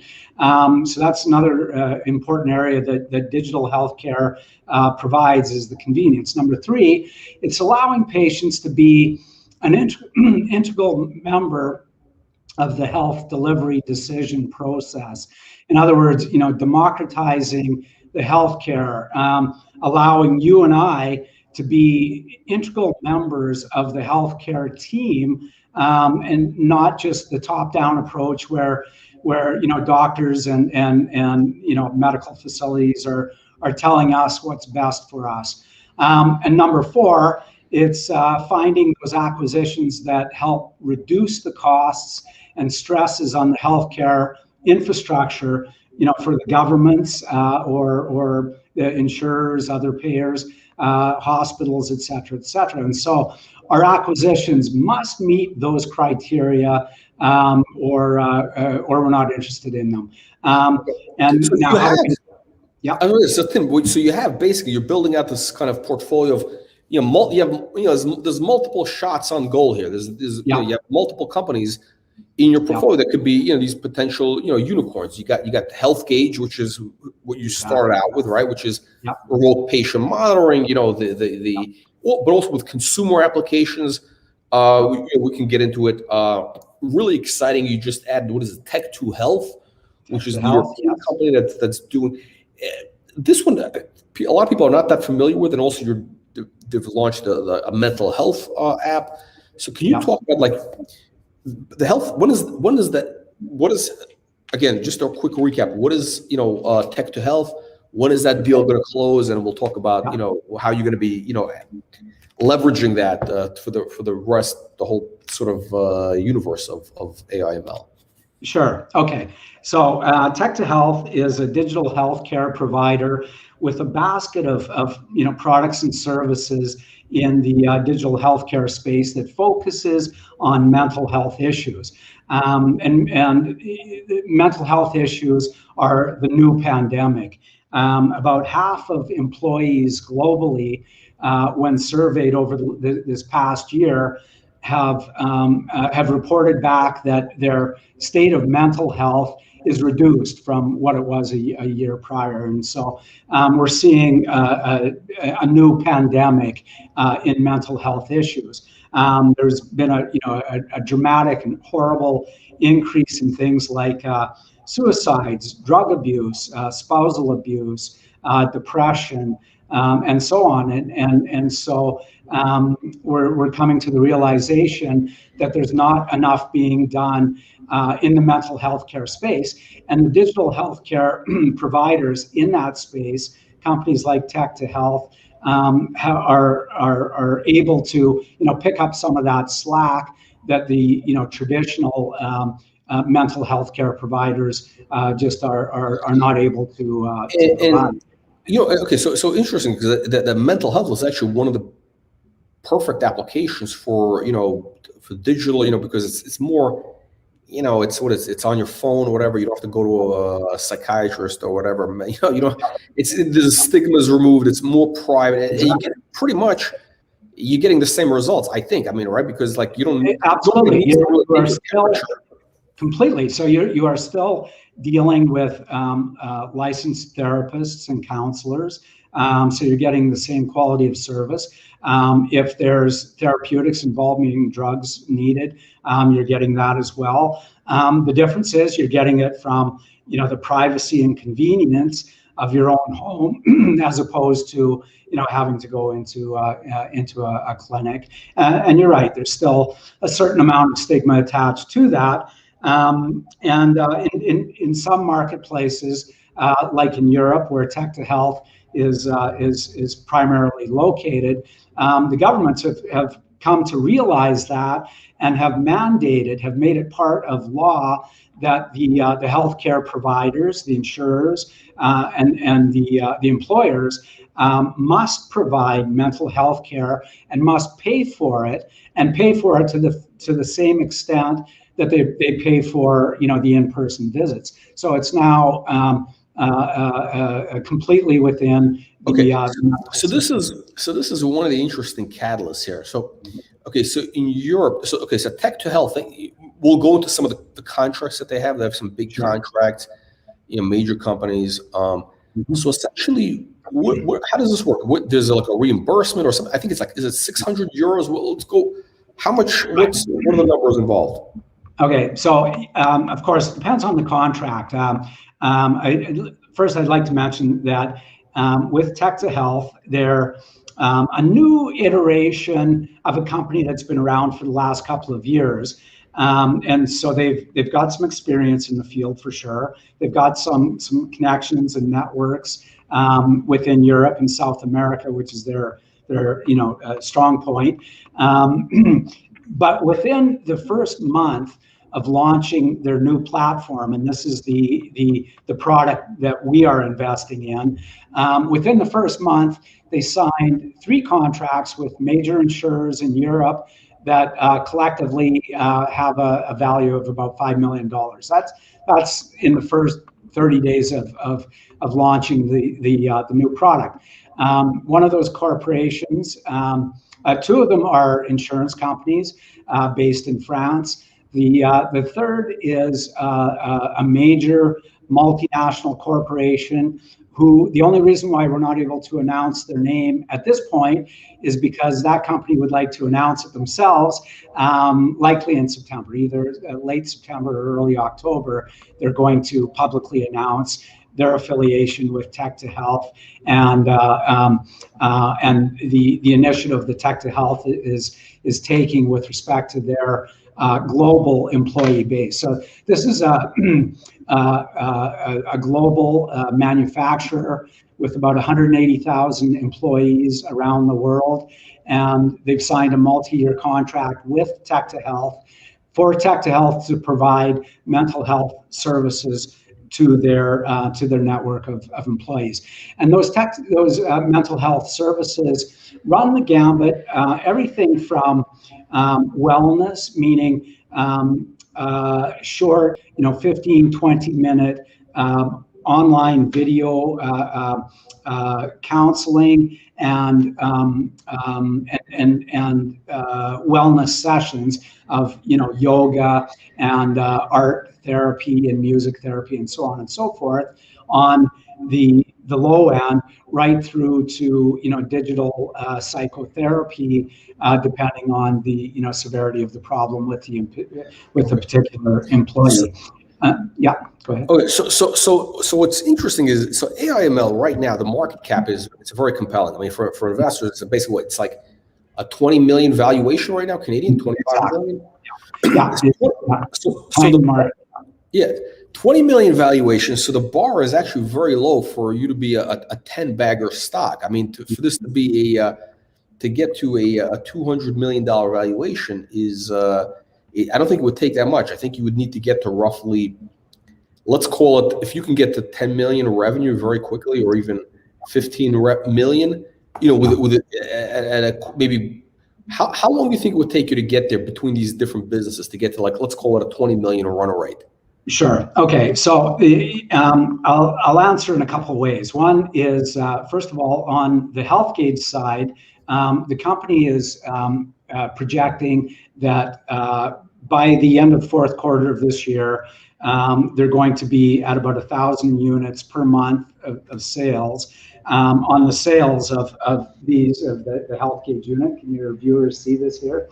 And then, of course, on top of that is the subscription contracts each month with the user, depending on the level of service that they've subscribed for. It's anywhere from $5 to $20 a month, and that's on the retail side. Now, on the corporate side, of course, which is the sweet spot for Healthgate, what you're talking about is a B2B business model where we're right now in dialogue with some major corporations, major insurance companies, major ACOs and hospital groups to provide our products and services to them.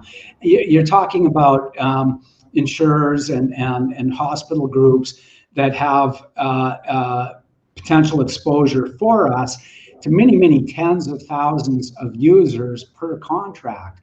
And so when you start doing the math at a $20 per month subscription and $150 per unit upfront purchase price, all of a sudden the numbers get very large very quickly. That's on the Healthgate side.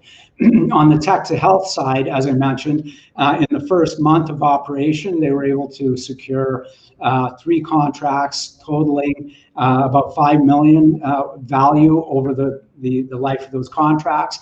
And that's very conservative because the big payout, which is where the governments have mandated that the corporations and insurers must cover psychotherapy. That's $3,500 per year per user, and that has not been built into the model because it officially comes into legislation the 1st of January of next year. So we've completely discounted that portion of it, when in fact that will be the single largest piece of the pie for tech to health. What are we talking about in terms of revenues for tech to health business? So they are in talks right now with several other insurers, some of which they've done business with in the past. In their old platform, and some are new additions. And again, these are substantial organizations that represent not tens of thousands, but several hundreds of thousands of potential users. And if you talk about the traditional uptake that you would see from that many, a set of that many potential users, and what percentage of those potential users migrate over to actual users, you're talking tech to health itself could achieve the sort of numbers that make us a unicorn. So the numbers get really large really quickly. The bar is actually it's pretty low. I mean, in other words, if you can get to 20 million, the market would pay 50x revenues. For sure, and I can tell you that along with the European-based insurers and other industrial companies that Tech to Health is currently in discussion with to provide services to, they're also in discussion with a major healthcare group out of South America, and those are at very advanced stage discussions as well.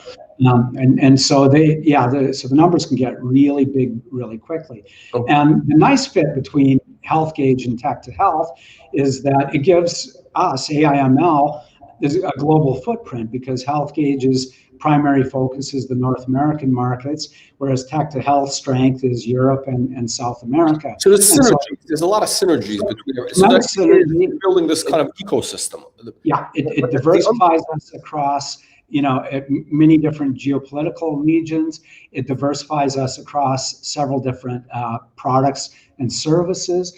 And as you just mentioned, the magic word, tremendous synergy between what Tech to Health is doing and what HealthGauge is doing. And by that, I mean, one concrete example is this major industrial company that signed with Tech to Health for mental health services.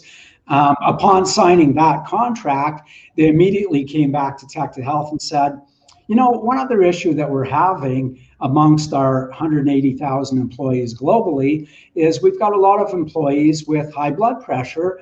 Do you have, some solution for us? And of course, the answer was, yeah, well, we don't, but our sister company called HealthGauge does.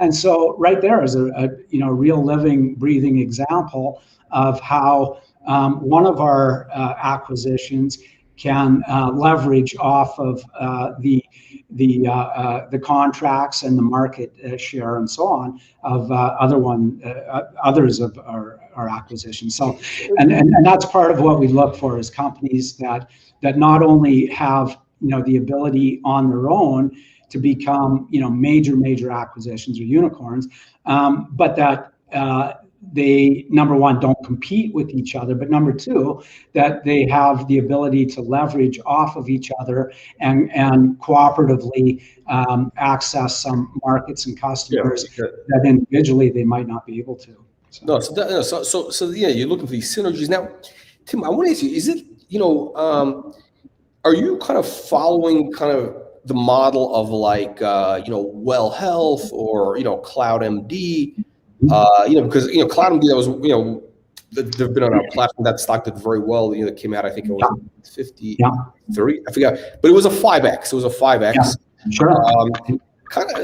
Is that kind of your game plan Yes and no. There's certainly some similarities between what we're doing and how we're doing it, and what companies like CloudMD or Well Health have done. I like to say that our best comparable on the HealthGauge side anyway is a company called Livongo, which your viewers may or may not remember. Livongo was a company with some products and services very, very similar to HealthGauge. Primary difference being is that they're focused only on the diabetes market. Well, I say only, but diabetes alone is a major market.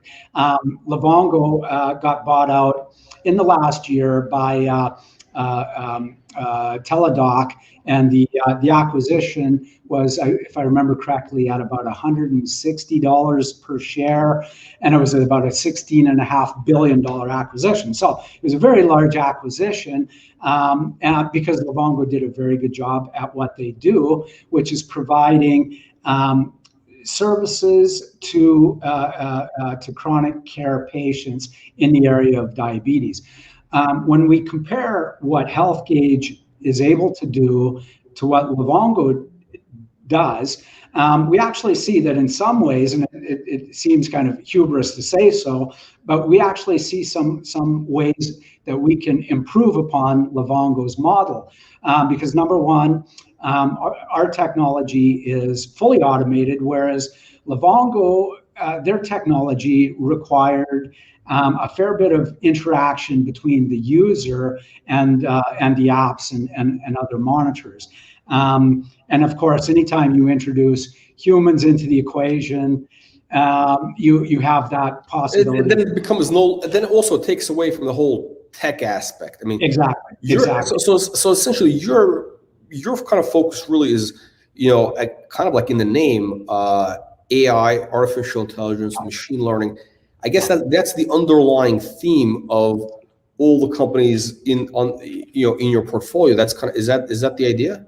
Yeah, for sure. And our primary focus here and now is on the digital healthcare industry, because we saw that as an industry that was coming into its own for a number of reasons, and this predated coronavirus, and of course, coronavirus just amplified or made crystal clear to the world why digital health, why there's a place in the modern world for digital healthcare, and now that users globally have had a taste of digital healthcare, they're not going back because they understand the convenience, the ease of use, your ability to have a complete medical checkup like you and I are doing right now, where between this on my wrist and this communication that you and I are doing by video, they're able to achieve most of what old face-to-face checkups were doing.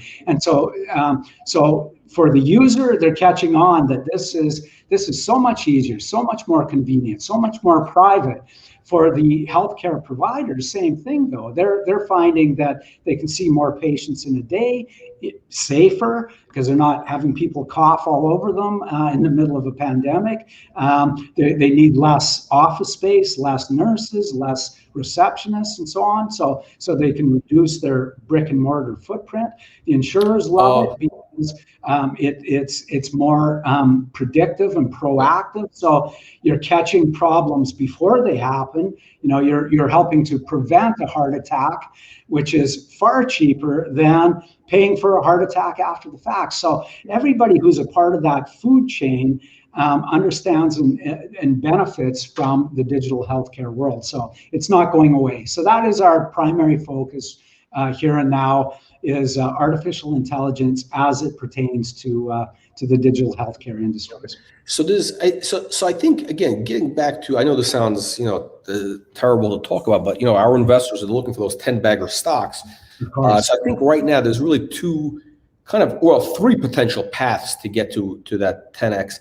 Again, which is the bar is very low. I mean, originally you were saying, we're looking to build, companies that could turn to billions, but I think most people would be happy if the stock goes to just 10x from here. $8 would be fine. They'd be happy to get out at $8 and move on to the next deal.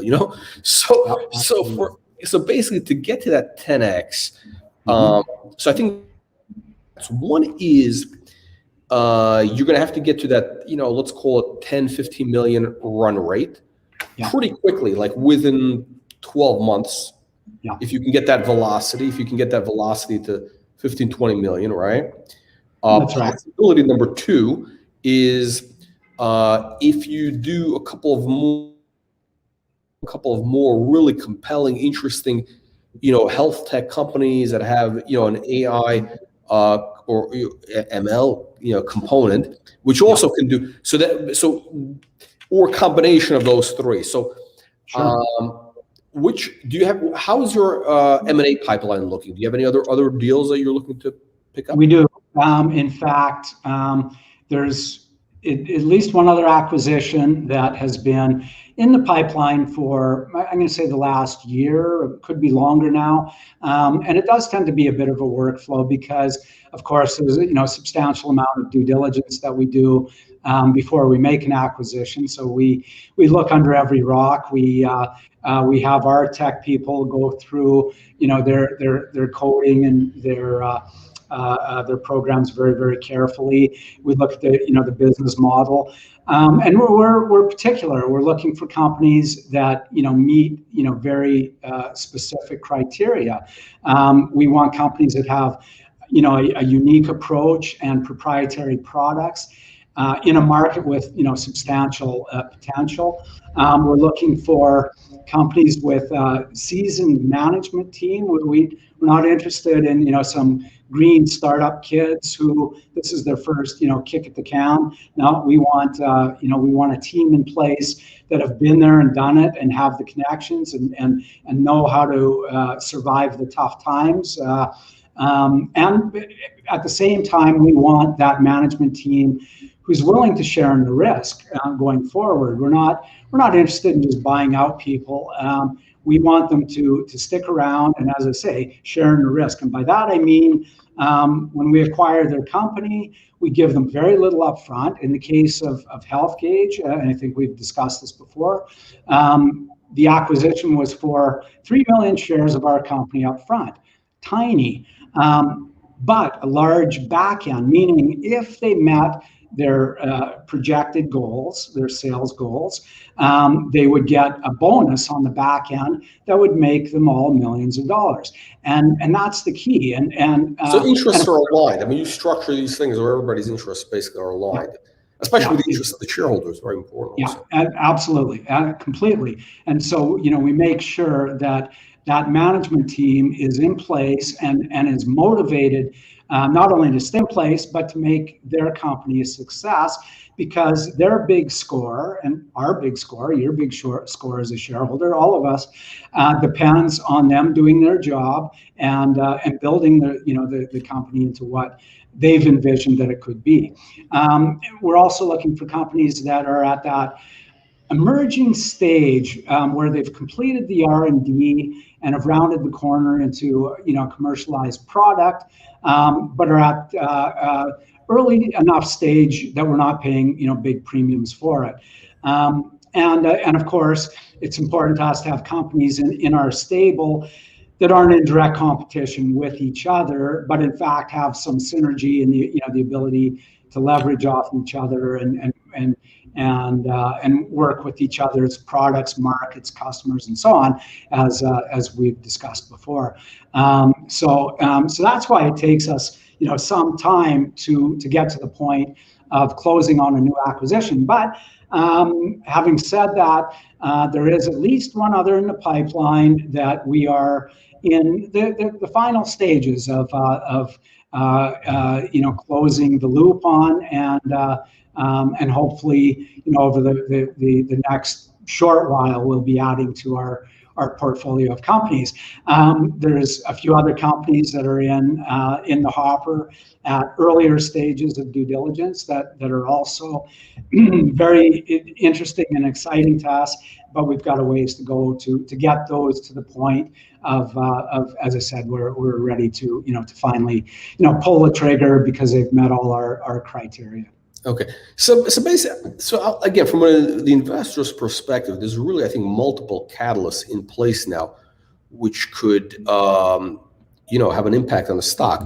I think if you can pull off another one of these acquisitions, pick up an exciting health tech company, that would get people's attention, because at that point they would see that there's a pattern now. This is not just like a one-trick pony. Oh wow, they got Tech 2 Health, they got now company number 3. There might be potentially company number 4. And I mean, you don't need to have 12. I don't think you're going to be going out unless there's something. I know it's an opportunistic thing. If something pops up, but you you just need a few really good ones which have that kind of unicorn potential, and which actually also, from an operational standpoint, they have actual synergies, because you're not just. I mean, these are not really. You're not like a passive holding company. You're actually an operating. It's a business, right? So there's cross selling, there's cross marketing with everything. Yeah. There's operational synergies in the whole ball of wax. Yeah, completely. Beyond a doubt, our role in it is not to tell them how to build their tech and so on, but to provide the back end support, the administrative support, business development support. My background comes from the public market side, the fundraising, M&A work. So I'm there to help these companies administratively, as is the rest of my team, and to free them up to do what they're essentially good at, which is building this technology and getting it into the marketplace. So okay, let's see, do we have any audience questions? Okay, no questions. This is shocking. Okay, no questions. We got all right.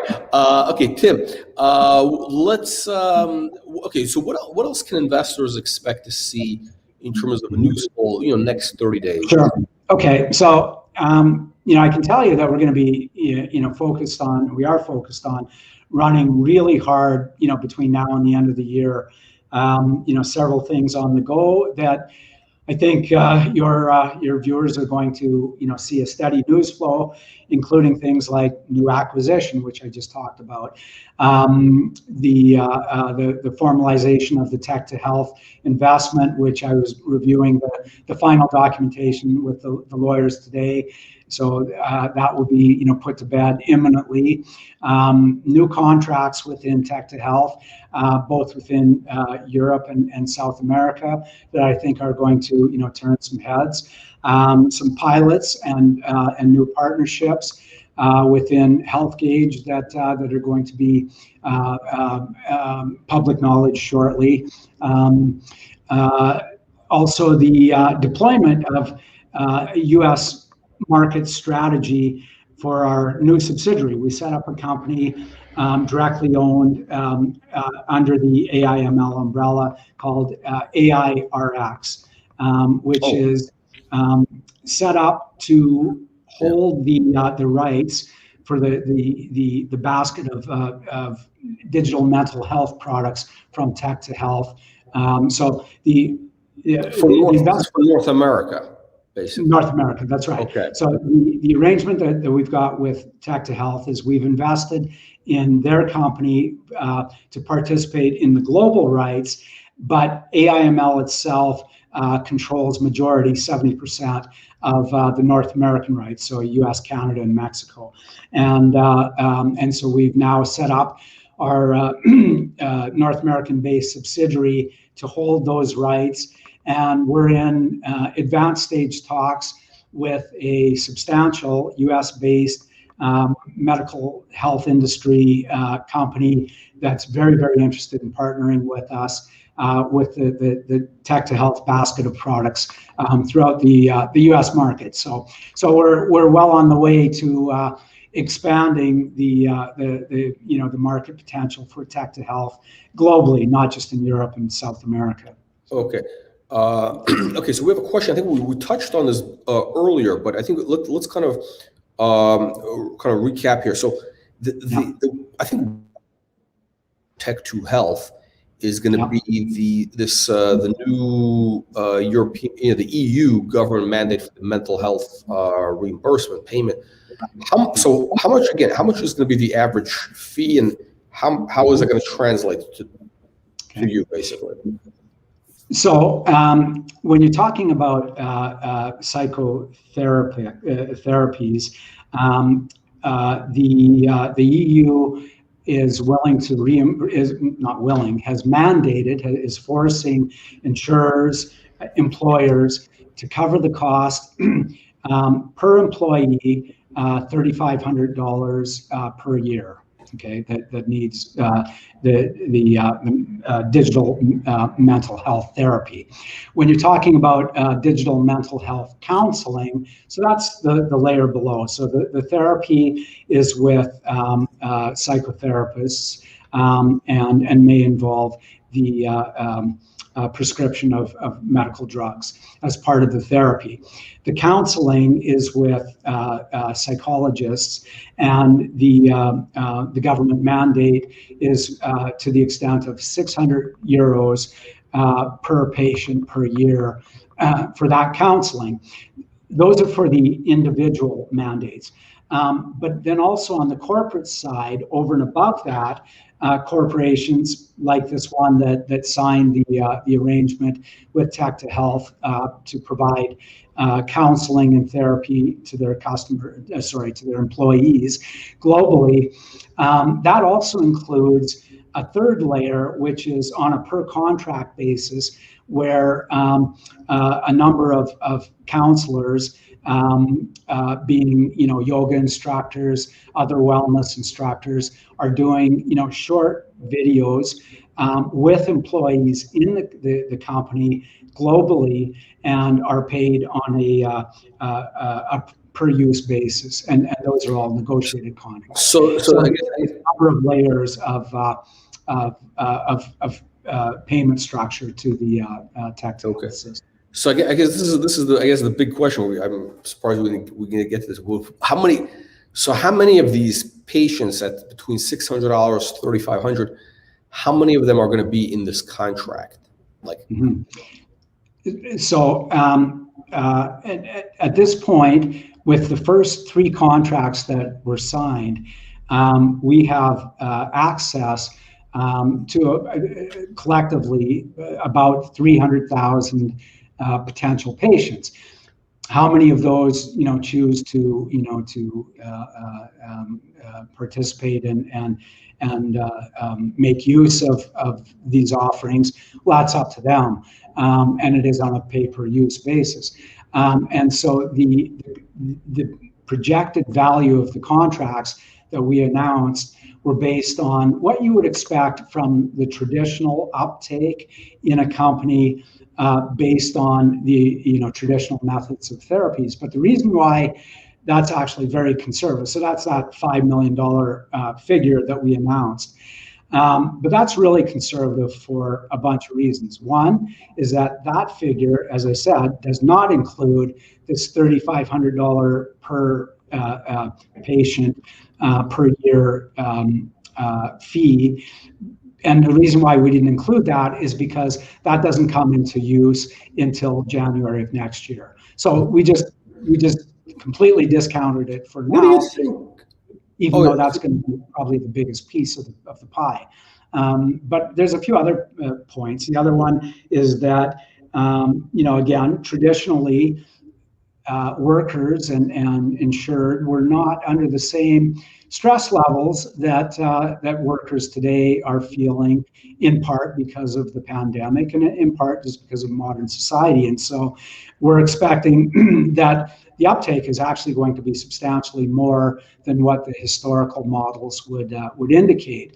And also, the historical models were based on a copay, meaning that the user themselves would have to, reach into their own pocket and pay at least part of the fee. Under the new law in Europe, the employer or the insurer has to cover the entire fee. And as you know, people are more willing to use a service when somebody else is paying for it than if they have to pay for it themselves. So for those reasons, we're actually expecting that the uptake is going to be substantially higher than what the traditional model would indicate, but we base that $5 million projected revenue on that historical model. So we're expecting the numbers to be substantially higher. What do you think, Tim? What do you think? What kind of revenues do you think that you could hit in terms of what kind of run rate do you think that your Tech 2 Health business will hit next year? Mm-hmm. We've got our internal models, of course, and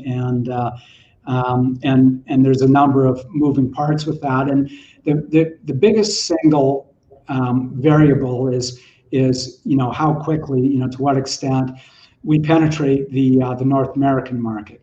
We have some pretty good indication based on what the founders of Tech 2 Health have been able to do in the old iteration of their product in Europe and South America over the course of the last couple of years.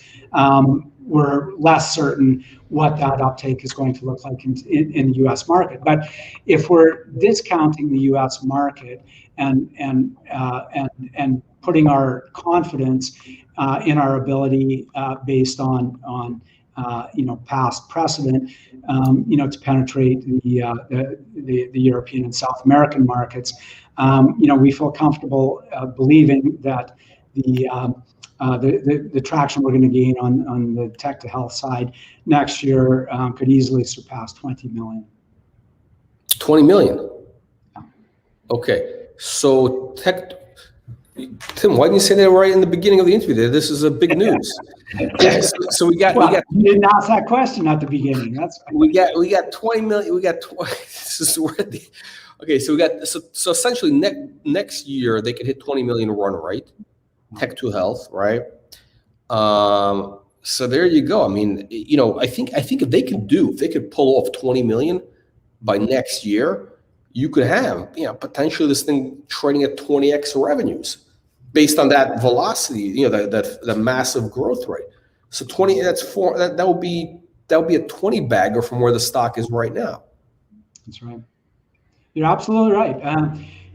This is the take-home lesson for your viewers is that there's absolute tremendous upside potential from where we are today, and we think we've laid out a good solid concrete path how to get from where we are now to those end goals over the course of the next year. No, this is, okay. So basically, there's a pretty clear path to 20x from here. Okay, the reason I didn't ask about the revenue projections is a lot of CEOs don't feel comfortable doing revenue projections. So I'm like, this is still a new thing. We should have, this is, it's amazing. Okay, so Tech 2 Health actually. Okay, so this is looking pretty impressive, and there's more catalysts. There's more things still in the hopper, other potential M&A deals. So, it's really interesting. So the story is really evolving very, very strongly here. All right, Tim, we're going to get you back in a few weeks. Hopefully you'll have some more news and we'll get better insight into that 20 million run rate from at the top. We'll start with that. So again, Tim, thank you. And I want to thank everybody for joining today's live stream, and we will see you on the next one. Okay. Thanks for having me.